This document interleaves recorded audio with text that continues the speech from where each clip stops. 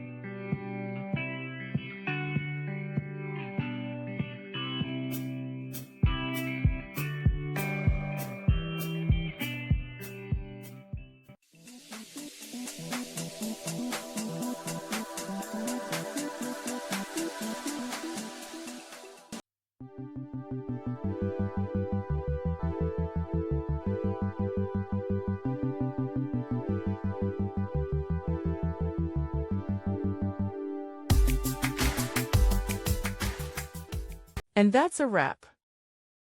I hope you found the answer you were looking for. If you did, take a second to hit that subscribe button. It really helps out. And let me know in the comments which solution worked best for you. See you next time in the debug zone.